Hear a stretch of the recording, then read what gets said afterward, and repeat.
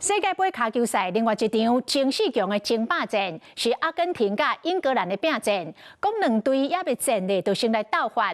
阿根廷搶要穿深藍色的戰袍。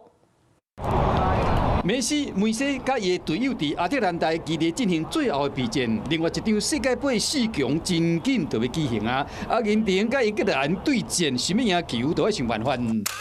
這是大家熟悉阿根廷水藍色配白色主場的球衫，這是伊客場的球衫。伊只有國外媒體裡報，衛冕軍提出特殊要求，講要穿深藍色的戰袍出戰嘛，已經得到批准啊。好親像是要延續幸運戰衣的威能。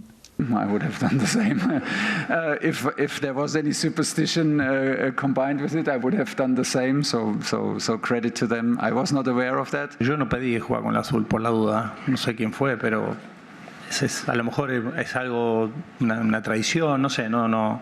英格蘭的總教練小聽阿根廷的總的，敢若唔知影，原來這個迷信甲兩國佇世界盃賽事交手的記錄有關係。1986年世界盃八強，馬拉多納穿深藍色的球衫，表演驚動全世界的上帝之手，也有世界最佳的入球。阿根廷以2-1打敗英格蘭，也有1998年16強，兩隊又閣交戰，看板球星貝克漢吞紅牌。